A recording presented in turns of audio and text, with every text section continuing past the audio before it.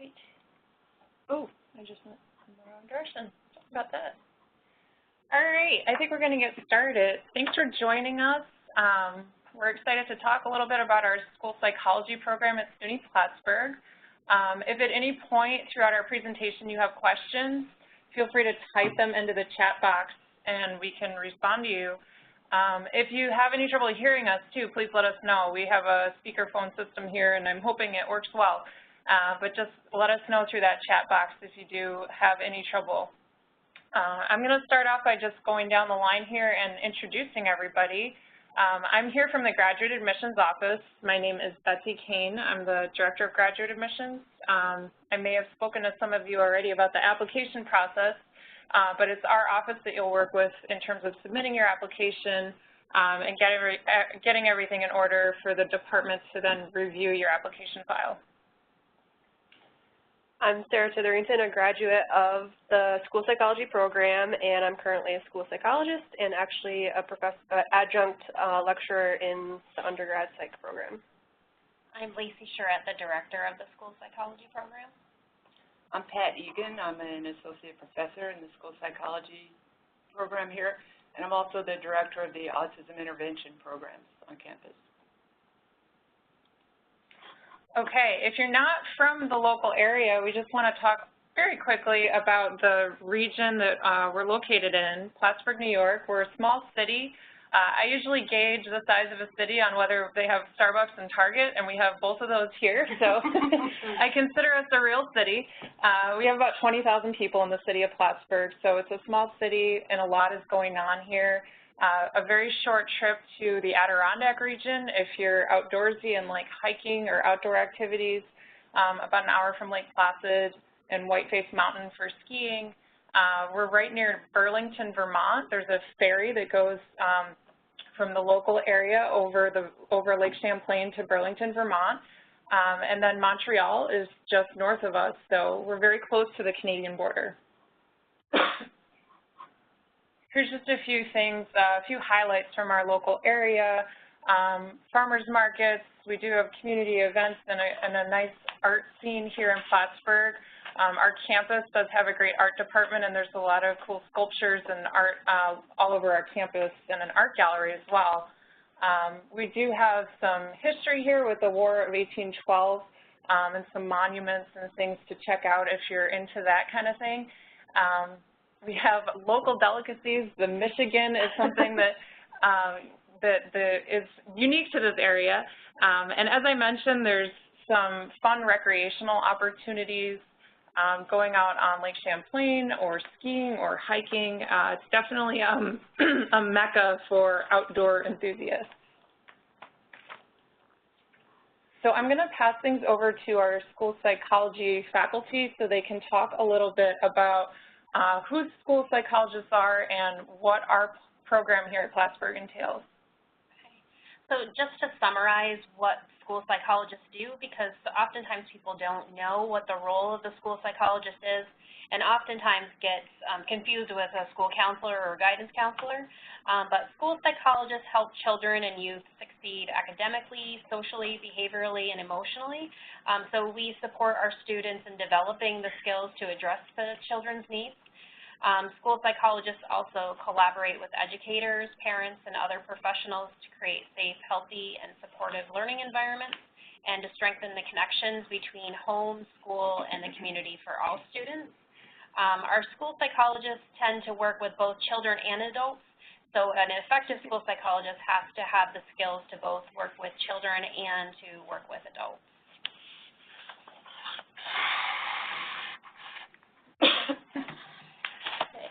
Also, school psychologists, other things that school psychologists do, because many people think that school psychologists do just assessments where they test and place kids into special education, but we do so much more. So we do identify and address learning and behavior problems that interfere with school success. So that would be where you're identifying students who may have a learning disability or other behavioral disability. You evaluate eligibility for special education services. So again, to determine if a student meets criteria for a learning disability. We also provide counseling, instruction, and mentoring for those struggling with social, emotional, and behavioral problems. And school psychologists, especially in our area, tend to provide that counseling to students with disabilities or those students that have an individualized education plan. We also enhance understanding and acceptance of diverse cultures and backgrounds, and that's kind of interwoven throughout our program that we address the needs of a variety of students.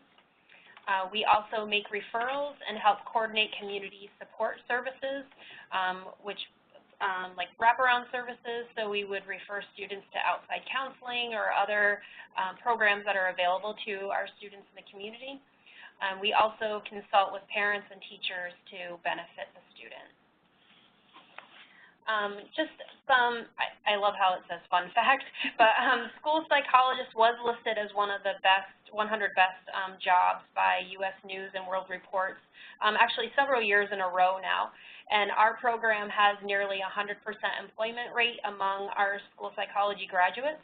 Our last graduating cohort all found positions before the end of the summer of their graduate year. And there is a shortage of school psychologists. Currently, there's a shortage in our area. Usually there isn't because New York can be kind of saturated with school psychologists, especially in the New York City area. However, this year we are kind of shorthanded and across the country, especially in the southern states and the eastern U.S. Can I just take a quick break and ask, is anyone else having a hard time hearing us? I see 2 people have commented that they can't hear. We just want to make sure you can hear us. We are not.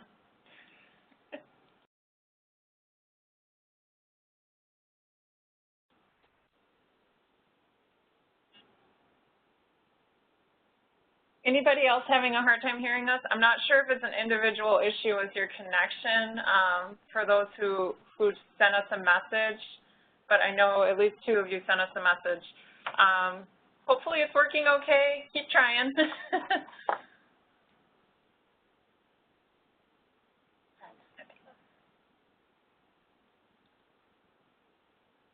Okay.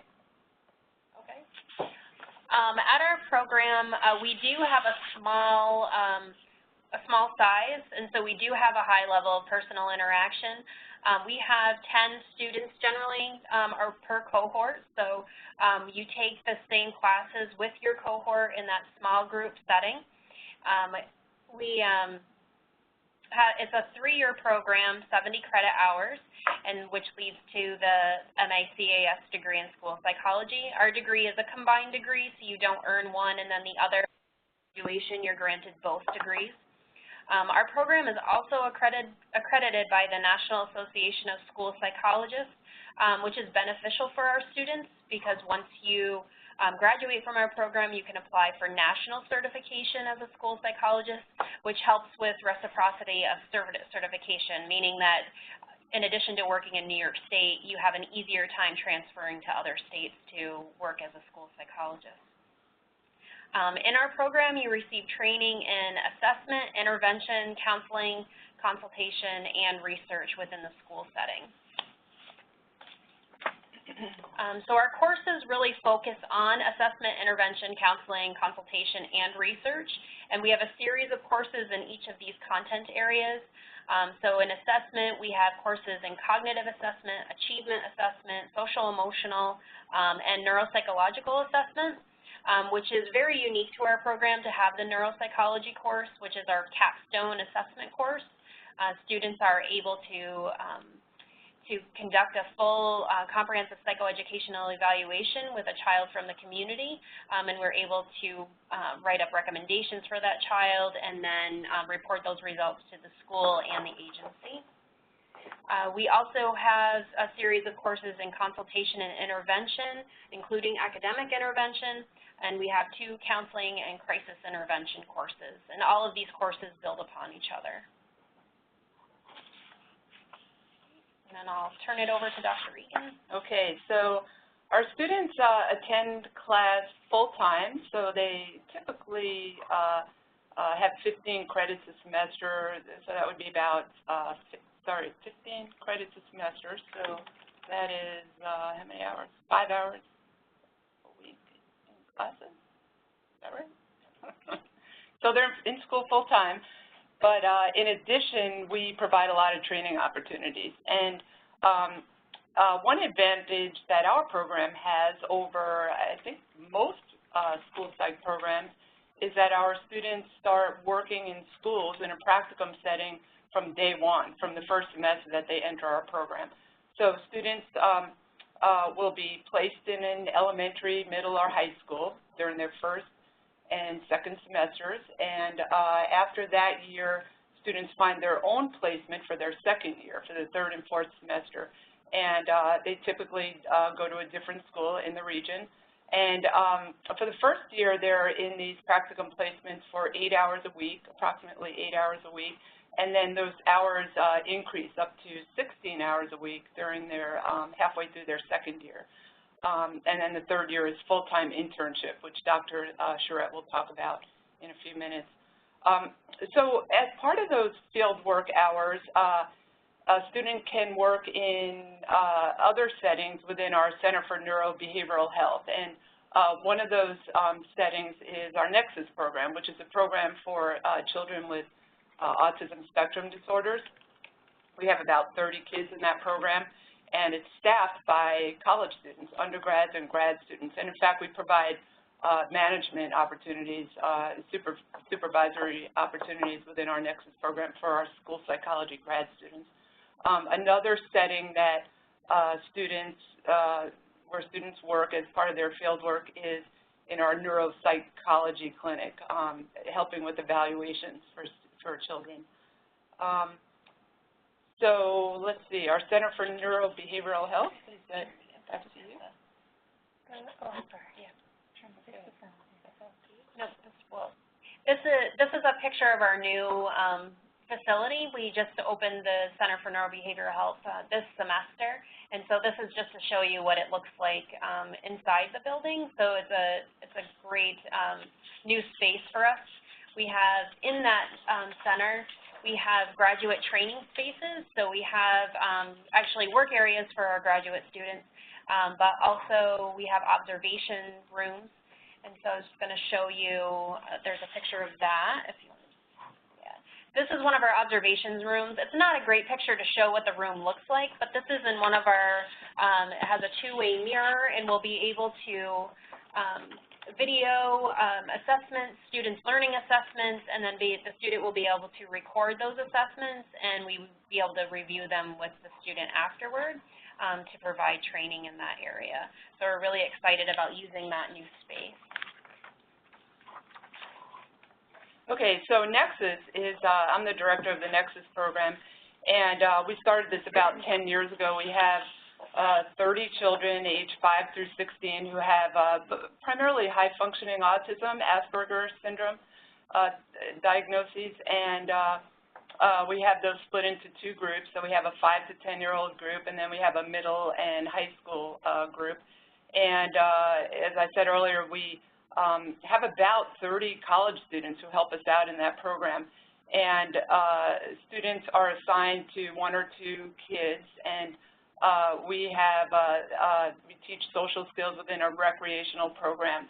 And each of the children have their own point sheet, and they receive points for participating and for friendly social interactions, and each child has his or her own social goal that they're working on. So our grad students and undergrads help those students to prompt them and reinforce them and keep them engaged in activities. And students really like working at the Nexus program. The kids are really cute, right, Sarah? Yes. And as I mentioned earlier, we have a couple of team leaders for each of the groups, and those are always school psychology students, and they actually get a stipend for that. They get paid. And the kids, we meet on Saturday afternoons from 12 till 3. And as I said earlier, that counts as part of your field work. And grad students have the option of working at Nexus or not. I think it's a really good experience for them. Okay. Well, and just to kind of build off that a little bit, students who haven't engaged in Nexus have kind of regretted it after, because when they're working in a school, they're often working with students that do have autism spectrum disorders. So you're able to gain some valuable experience through Nexus with supervision. So you get some help with learning skills, how to communicate best, and how to teach kids the skills in communication as well. I wanted to add one more thing about it. Keep going. We're still in the Nexus program. So we have a thesis requirement in our grad program, and many of our grad students who work in our Nexus program conduct their thesis research right there. So it's really fun. They conduct assessments and get some baseline data and work on single case experimental designs within the context of the program. So I can attest to that. Sarah here conducted her thesis project at the Nexus program. Yeah. It was very successful. It's a good experience. And then your internship year. So after 2 years of academic work, you do apply for internships for your third year. And prior to going onto internship, you complete at least 600 hours of practicum, which makes you feel much more prepared for internships than other programs that might not have as many opportunities for you to get that hands-on experience. And our students are eligible for internships across the country.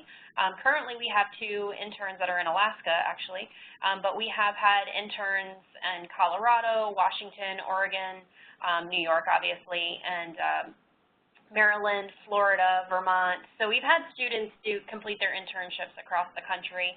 Our students typically find their own internships and search for them on websites, or we also have connections with schools within the community where students have completed their internships as well. And then once you graduate from the program, so you've completed all the requirements, you are eligible for New York State certification in school psychology. You also are eligible for national certification in school psychology, which makes it easier for students to move to other states to practice school psychology. We have had students, again, they're employed across the country and haven't had a problem moving to other states. Sometimes there are a requirement or 2 more. You just have to check with that state's education department to see if the requirements are different. It might require an additional test or something, but our students haven't had any trouble moving to other states to practice. Generally, New York State certification in anything is good somewhere else because it's one of the hardest states to get certified in anything. All right, so we do have, as I mentioned, one of our graduates of the program here today, who I'm physically touching. So we just want to ask her a few questions and let her talk about her experience a little bit.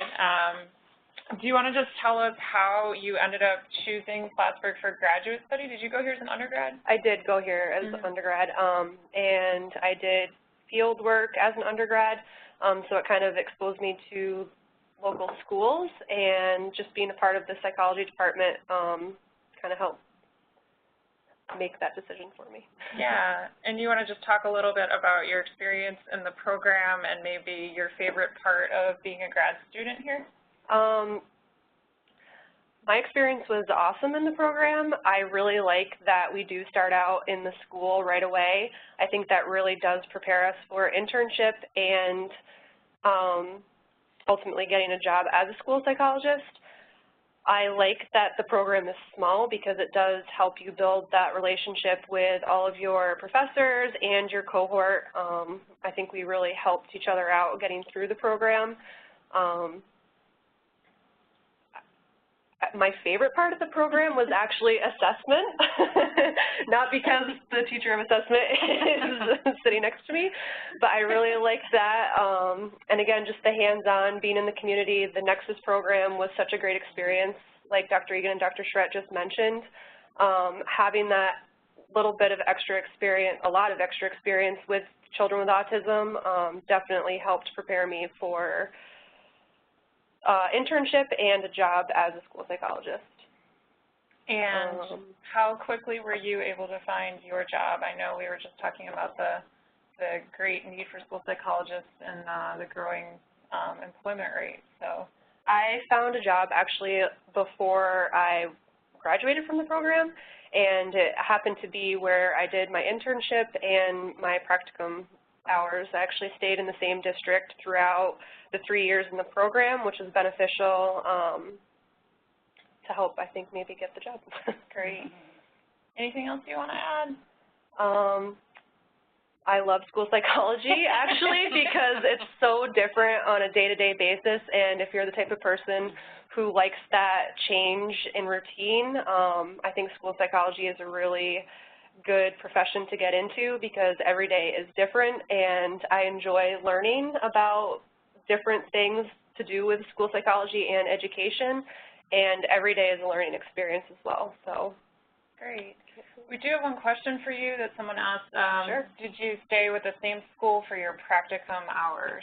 I did stay with the same school. I was in a local district, and they had opportunities to be exposed to so many different things, so I felt that I was getting the experience that I needed for internship, which I, again, was in the same district, and for ultimately getting a job. And it was K to 12. Yes, Yeah. K through 12. Yep. That's not typical. Our students do typically change districts to get a different perspective from the schools, but some of our districts are small, or schools are small that are K-12 schools, so you can get the elementary, middle, and high school experience all in one building, really. Okay, any other questions from our viewers for Sarah? Or for the program folks before I start talking about the admissions side of things? It's not your last chance. You can continue to ask questions. I hope everybody's sound is working a little better. Maybe I saw a few comments that you were having trouble. As a reminder, you can call in on the phone too to get a little bit better sound if it's not coming through your computer. But we are recording this, and we will post it if you've had any trouble viewing or listening to us today. So all right, I will jump in and talk a little bit about the application process. If what you heard sounds good and you're planning to get your application in, the first step for you is to submit our graduate admissions application form, which is on our website on plattsburgh.edu.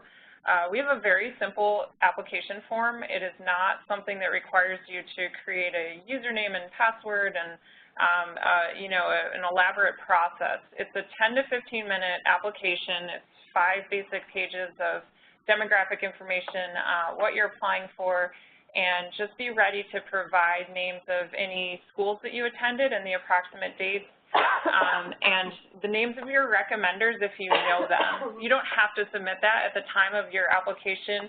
You can let us know later and we can fill it in for you. But the reason it's great to start with this is because once you get this in, it'll help you track the rest of the items that you need. We'll get you into our system as an applicant, and you'll start receiving notifications about the other items that are still needed. So this is the big button you'll see on our graduate admissions page, Apply Now for Graduate Admissions.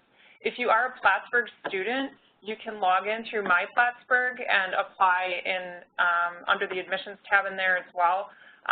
You should be able to shorten your application a little bit because it will auto-populate a little bit of your information. Do make sure whatever email address is on your application is the one that you're checking. We've had some people put a different or alternate email address on there, and then they miss our notification emails, so it's very important that you're checking that address. Within 1 or 2 days, you will receive your first message from us saying, thanks for your application. Here's everything else you're going to need to complete it. You will receive a message as soon as you apply, but then you'll get these additional details after we process it in our office. And when we do that, we're also looking to see if maybe we already have something from you, because sometimes a recommendation or a transcript shows up before your application does. So we're linking those things together before you get this email. So in terms of the other requirements needed besides the basic application form, we do require 3 letters of recommendation, which is pretty standard for most graduate programs. We have a cover sheet for our recommendations that we ask that you provide to your recommender. This indicates whether or not you waive your right to view the recommendation.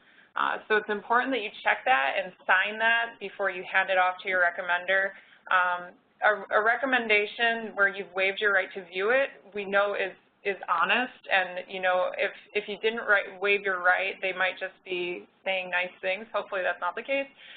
But it's more trustworthy and honest if we know that you aren't going to see this and, you know, it's a true, accurate reflection of you.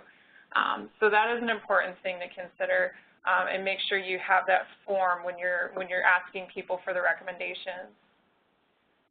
Your resume is another requirement in addition to the statement of purpose. Those two items, sometimes people ask, you know, where do I get some help with that? Your College Career Center, if you're here on campus at Plattsburgh, the Career Development Center, or wherever you attend college right now, if you're enrolled in college right now, they usually are a good resource, and they're willing to help you apply for grad school. So they'd be happy to look over a resume and read over a statement of purpose. Our statement of purpose is just really asking you why you want to pursue this profession. It's not an elaborate question or scenario or anything. Just 1 to 2 pages, 250 to 400 words is what we're looking for. In terms of the GPA requirement, we're looking for a 3.0 or higher for this program. The average, I'm losing my note here, the average of students who've been accepted is, 3.45 over the past 5 years. So certainly people above and below that have been accepted, but that is our 5-year average of students accepted to the program. I also want to mention, I know Sarah went to school as an undergrad student here at Plattsburgh. We do have a good mix of students from both the Plattsburgh area and outside of Plattsburgh. So I'd say it's pretty split, almost 50-50 each year on average of students who are continuing on from an undergrad program at Plattsburgh and students who apply from other institutions. So you're certainly getting the perspective of students from schools outside of Plattsburgh. Official transcripts are required. If you're a Plattsburgh student, we will obtain those for you. If you've transferred credits into Plattsburgh, we can even get your transcripts from the registrar's office too. So if you are not a Plattsburgh student, then just make sure to order the transcripts from any institution that you've attended, official copies to us. And keep in mind that those can take a little bit of time. That's something that holds up somebody's application sometimes from becoming complete. So order those well in advance. And then in terms of coursework, you don't need to be a psychology major to pursue this program, but you do need some coursework in that field at the minimum. A lot of people applying are psychology majors or psychology minors. So do make sure to keep in mind the coursework required. We certainly do have students who apply each year who haven't yet taken these courses, so they can't be considered for admission. Other requirements, there are 2 interview days, a Friday and a Saturday in February. You'll get to choose between those dates in terms of which one you'd like to attend. After the admission deadline on February 1st, you will be notified within a week or 2 if you're invited to attend that interview. So look for that invitation and tentatively keep that in mind for mid-February. And the good news is, everyone's favorite news, is that there's no standardized test requirement for this program, no GRE scores or MAT or anything like that. So your transcripts, your recommendations, the other aspects of your application are really where the focus is going to be. So as I mentioned, there's a February 1st admission deadline that you have to apply by. This is not typically a flexible deadline, so do make sure to get your application in by then. After that date, your application is reviewed and compared to the other applicants, and then, as I mentioned, you might get the invitation for the interview on campus. February 15th is another deadline to keep in mind if you're considering applying for some of our financial aid opportunities, the graduate assistantships and the diversity fellowship, and I'll talk a little bit more about those in a second. So in terms of funding your graduate education, graduate school is certainly more expensive than undergrad. Attending a state institution, though, if you're a New York State resident, will certainly save you some money. So the credit hour rate right now for in-state tuition for graduate study is $453 per credit hour. That comes out to about $1,400 per 3-credit hour class.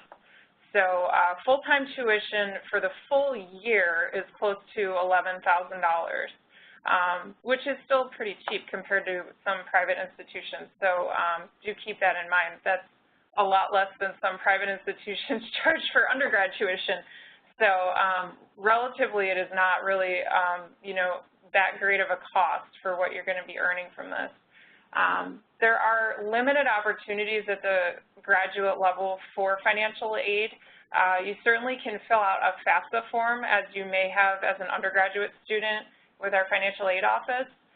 Most students are looking at loans as their primary source of funding if you are looking for some assistance of some sort. The other opportunities that I just mentioned, graduate assistantships and the Graduate Diversity Fellowship. Graduate assistantships are positions on campus where you work for either 10 or 20 hours a week, depending on the position, part-time or full-time as we call it. And it would pay either half or full tuition for New York State residents, plus a small stipend as well. So we have those positions available in a variety of different settings on campus, different offices such as my own office in graduate admissions, the Career Development Center, and then there's the residence hall positions. There's the neuropsych clinic position as well, which I think was mentioned earlier. So there's at least a few that might actually have some experience for you to gain towards the field that you'll be working in. So do consider those opportunities because they are, you know, a great way to help pay for grad school. Realistically, in the school psychology program, it can be tough to work a 20-hour-a-week position. A lot of the offices require that you work between their normal office hours, so 8 to 4:30. I've seen more students in this program get 10-hour positions. It seems a lot more manageable than the 20-hour-a-week positions. I'm sure it's possible with careful planning, but realistically, the 10-hour ones are probably going to fit your schedule the best. We are right now in the process of figuring out which positions will be funded and open for next year, and we will post the list of those on our website in December. So at that point, you can take a look at them and see which ones are of interest to you and submit your application. So there's basically a 2-month window where the application is open in early December, and then you have to get it in by February 15th. There's a simple form to tell us which positions you're interested in, and then you need to submit a cover letter and resume to Human Resources so you can be fully reviewed by the department. And then typically, you would hear about those in March is usually the timeline when you'd hear or be interviewed at the latest for those positions. They do have to wait to find out if you've been accepted, if you've been offered admission to the program before they can offer you one of these positions on campus. So after they get those admission decisions, usually by late February is when the admission decisions would come out, late February or early March, they can start their interview process, and by mid to late March, offer graduate assistantship positions. The other financial opportunity you should consider applying for is called the Graduate Diversity Fellowship. This is open to any U.S. citizen. This is a financial award from New York State. We typically award this to 5 or 6 students each year for either full or partial fellowships for graduate study. We don't have a lot of people who even apply for this, so I'm always pushing for it and encouraging people to take the time just to write a 1-page essay, basically telling us about any form of diversity that you can contribute to your academic program as a graduate student here.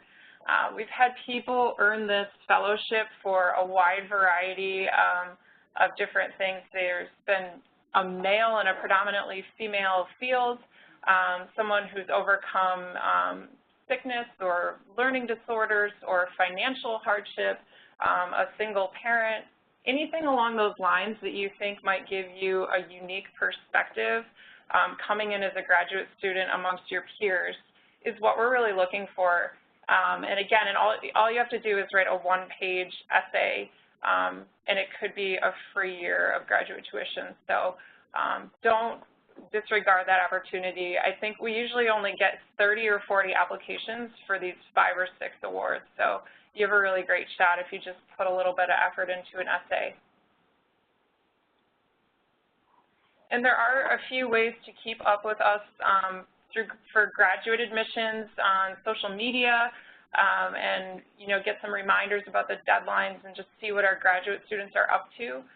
We've got a great blog that our graduate assistant and some of our student staff in our office maintain, our Facebook page, and our new Instagram account as well. So if you have any questions at all, you can always email the graduate admissions office at graduate@plattsburgh.edu. And we're always hosting events for our grad students. We have a lot of events throughout the semester to try to bring our students together. So on some of our social media, you'll see some of those things posted. If you're a prospective student thinking about graduate school in the local area, you are always welcome to attend those events and talk to some of our current students and maybe get a better feel for what the program entails.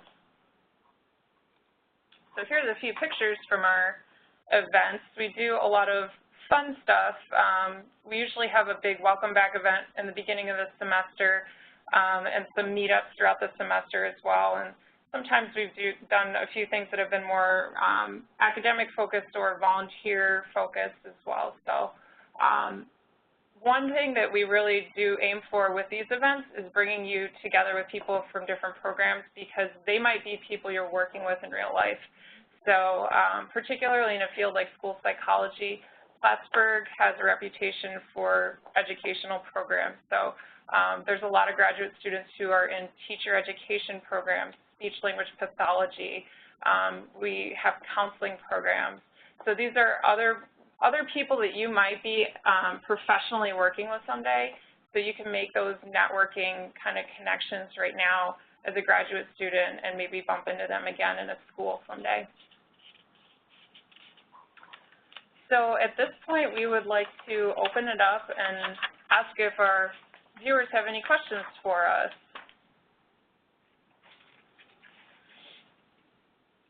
Or if anyone else has anything to add in the meantime. I don't think so. Okay. All right. Well, if you think of anything after today's presentation, probably the easiest email address to remember is ours in graduate admissions, just graduate@plattsburgh.edu, and we could certainly forward your message on to any of these folks here. But we thank you for joining us today, and hope that you'll consider applying for fall 2018. Thank you.